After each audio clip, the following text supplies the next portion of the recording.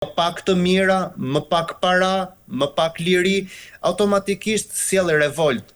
Kjo mund të jetë edhe ana tjetër që Amerika shfrytëzon ose tenton të shfrytëzoj përsëri në Iran duke bllokuar ngushticën e Hormuzit. 90% e tregtisë iraniane lidhet me Hormuzin. Në qoftë se ja heq këtë pjesë vitale Hormuzit, do të thotë në qoftë se ja heq këtë pjesë vitale Iranit, do të thotë më pak para. Më pak para sjellin më pak mirëqenie. Mungesa e mirëqenies sjell në varfëri, varfëria sjell në pakënaqësi dhe pakënaqësia sjell në revolta të reja. Kjo duket sikur është pika kryesore që po mundohen të zgjedhin Shtetet e Bashkuara të Amerikës për të shmangur një konfrontim drejt për drejt ushtarak me Iranin. Pra, t'ja bëj jetën sa më të vështirë këtyre, shtoj sanksione Iranit, bllokoj tregtinë Iranit, shkatroj ekonominë Iranit, në mënyrë që populli i pakënaqur të kalojë në revolt për të bërë një kryengritje ndaj regjimit. Prandaj Mojtaba, nga ana e tij, duke qenë se e njeh këtë skenar, po mundohet të mobilizohet tani duke pasur parasysh çfarë do lloj skenari që do pritet të ndodhi në të ardhmen e afërt. Skenari më i keq është një shkatërim i drejt për drejt nga Shtetet e Bashkuara të Amerikës. Skenari më i mirë për Mojtabën është nëse populli kalon në revolt dhe ky nga ana tjetër me anë të gardës revolucionare dhe të ushtrisë iraniane do të shtypi protestat, siç bëri me protestën e mëparshme ku pati rreth 30.000 të vrarë nga kryesisht nga rinia iraniane të cilët kërkonin ndryshim.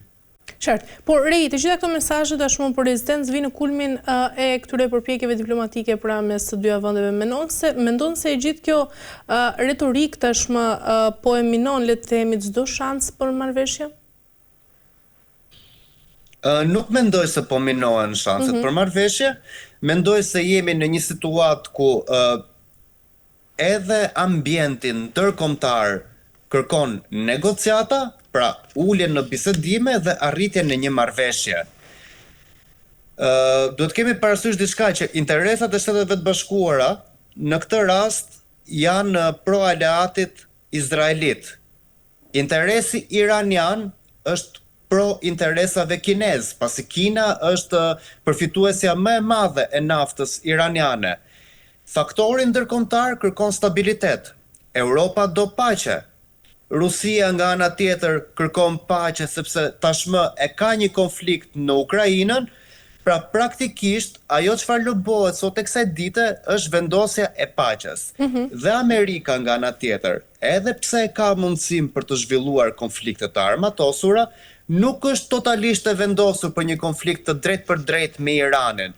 Pasi nëse do kemi parasysh edhe dialogun i cili po përdoret sot në Shtetet e Bashkuara të Amerikës, kemi eksponentët demokrat të cilët janë totalisht kundër një ndërhyrje të armatosur në Amerikë.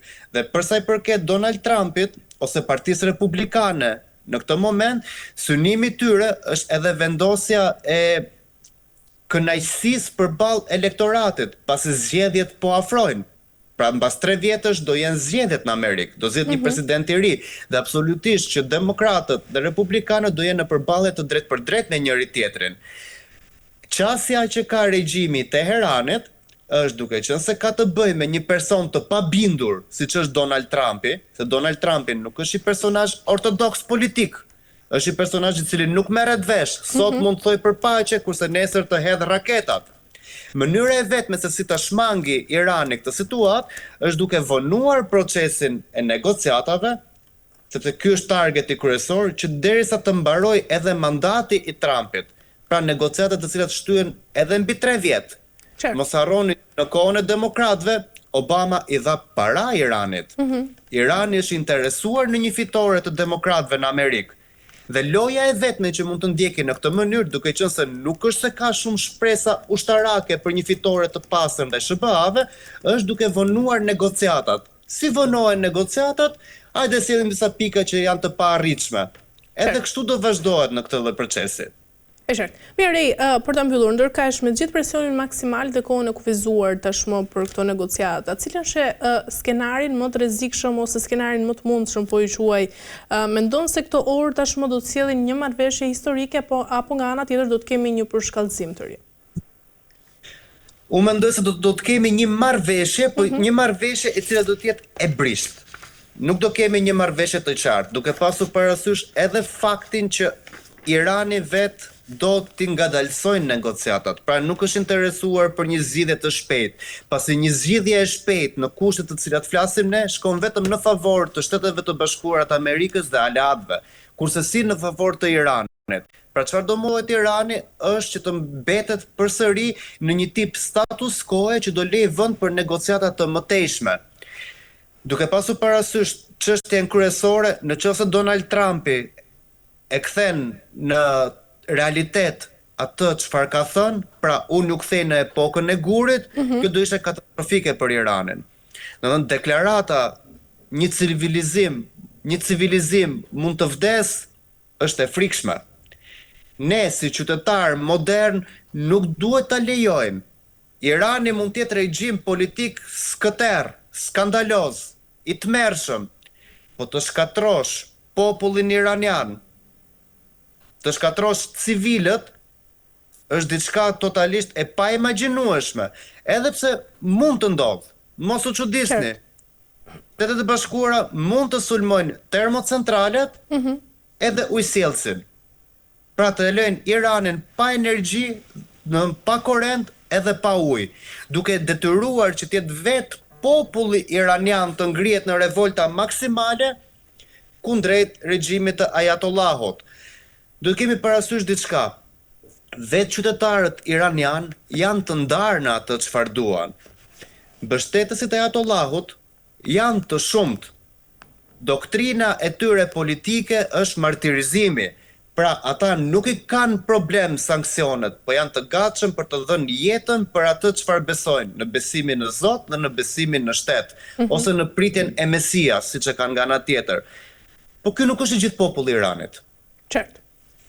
Ka musliman të tjerë të cilët janë të besimit suni, ka entitetin kurd i cili është në lindje, ka të moderuar, kemi opozitën iraniane të fragmentarizuar për Francë, është në Shqipëri një pjesë e tyre, janë një pjesë e tyre të cilët janë ende në aksion aty. Dhe nëse do flasim për një shkatrim të infrastrukturës urbane të Iranit, kjo është diçka e cila prek edhe qytetarin e thjesht iranian.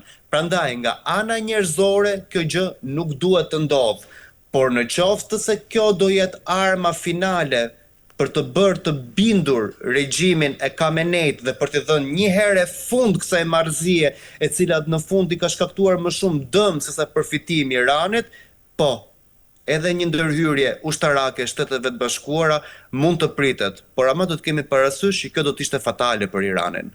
E qartë. Mirë, Rei, kemi arritur në fund, falenderoj shumë për çdo informacion. Ishte kënaqësi. Faleminderit për ftesën, kënaqësia ime. Shikues nderuar, kemi arritur në fund të kësaj pjese të parë, do rikthehemi pas pak në pjesën e dytë për të ndalur sërish tek zhvillimet në lidhjen e mesme.